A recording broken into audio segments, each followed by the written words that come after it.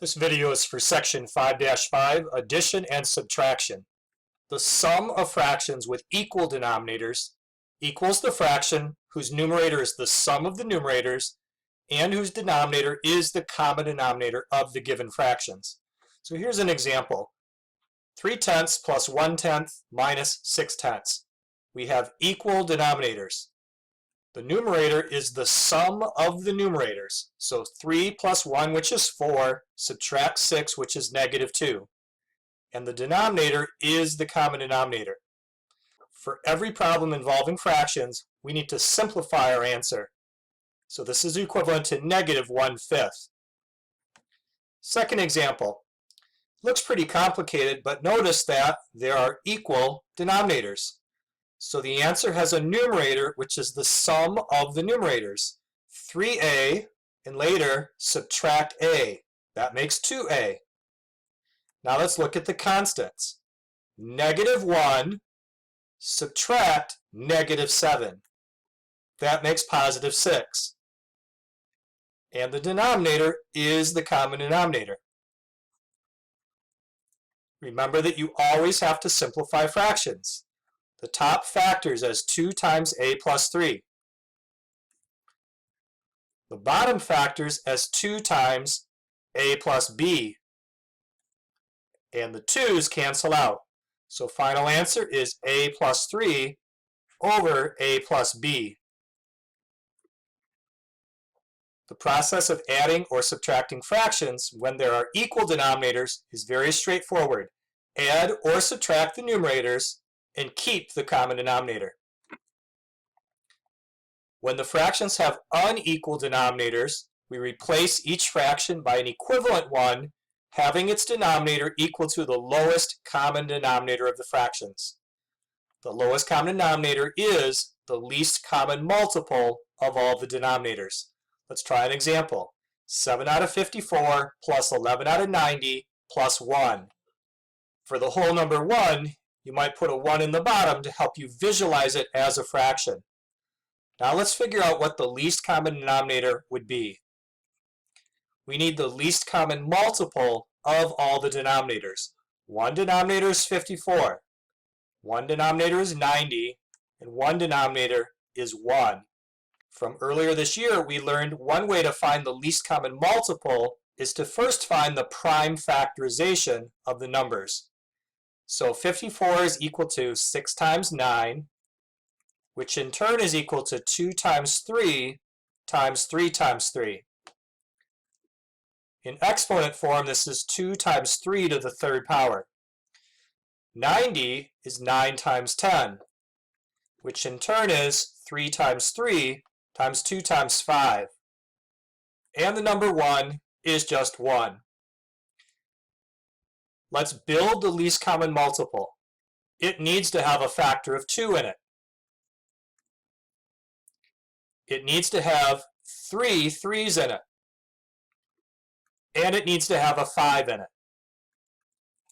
2 times 3 to the third power times 5 is 270. Let's rewrite our original problem so that the fractions have a denominator of 270. For the first fraction to have a denominator of 270, we have to multiply the bottom and top by 5. This creates the fraction 35 out of 270. For the second fraction to have a denominator of 270, we have to multiply the bottom and top by 3. This creates 33 out of 270. And the last number is 270 out of 270. Now we can follow the rule about adding fractions with the same denominator. Add the numerators and keep the common denominator. This makes 338 over 270. This fraction is reducible. Both top and bottom are even, so they can both be divided by 2 to make 169 over 135. 169 divides by 13, but 135 will not divide by 13. So this fraction does not reduce any further. Let's try another adding and subtracting fractions problem, but this time with variables in it. Like we did with multiplication and division in the previous section, it helps to put these in factored form. So we can rewrite this as x plus 4 over 2 times x minus 2. Subtract 2x plus 5 over, the trinomial will factor with double parentheses, x minus 2 times x plus 1 plus 3 over 4. To add or subtract fractions, we have to have equal denominators. So let's find the lowest common denominator. It has to have a 4 in it, and an x minus 2 in it, and an x plus 1 in it. For the first fraction to have that denominator, we need to multiply by 2 and by x plus 1 in the top and in the bottom. For the second fraction to have that common denominator, we need to multiply by 4, top and bottom. And for the last fraction to have that denominator, we need to multiply by the x minus 2 and the x plus 1.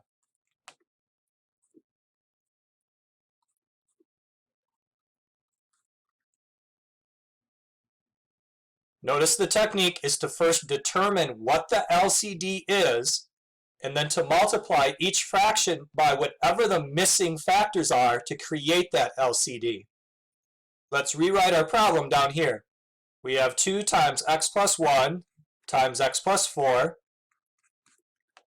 minus 4 times 2x plus 5 plus 3 times x minus 2 times x plus 1.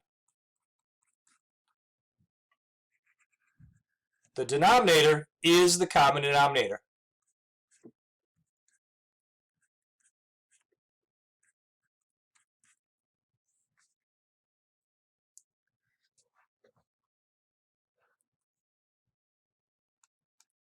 The next step is to simplify the numerator.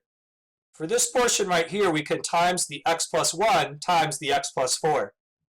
X times x is x squared. X times 4 is 4x, and 1 times x is 1x. That combines to 5x. And 1 times 4 makes 4.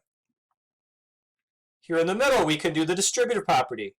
Negative 8x minus 20. Here in the end, we could multiply x minus 2 times the x plus 1. X times x is x squared. X times 1 is positive 1x.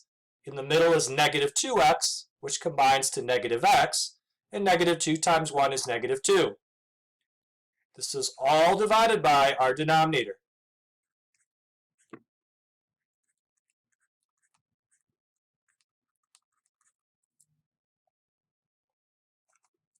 Next, we can distribute the 2 to this trinomial and distribute the 3 to this trinomial.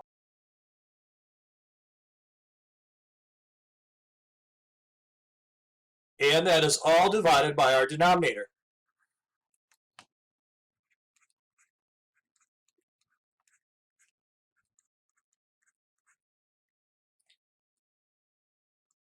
Next, there are several terms that combine together in the numerator. Start with the x squared terms. There's 5x squared.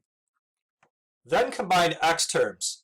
10x minus 8x is 2x, minus 3x makes negative x. Now the constants.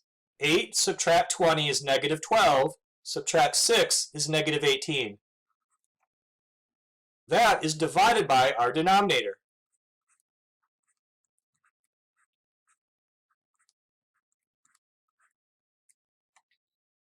Next, let's factor the numerator. Trinomials factor with a double parenthesis pattern. 5x times x is the 5x squared, and positive 9 times negative 2 makes the negative 18. This is over the denominator.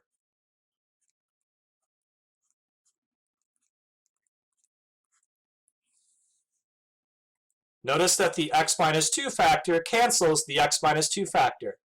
So the final answer has 5x plus 9 on the top over 4 times x plus 1. Or if you distribute, 4x plus 4. There's one more example. this time with only variables in it. First step, determine the lowest common denominator. It has to have every factor from those denominators. So it is ABC. The first fraction is missing the factor of A. So you would multiply the bottom by A and the top by A. The second fraction is missing the factor of B. So you would multiply the bottom by B and the top by B. The last denominator is missing the factor of C. So you would multiply top and bottom by C. This creates A squared minus B squared plus C squared, all over the common denominator ABC. Let's summarize the lesson. We reviewed how to add and subtract fractions, which is very straightforward when you have equal denominators to begin with. When the denominators are not the same, you need to find the lowest common denominator. When expressions have polynomials, you need to use factoring to help you determine these denominators.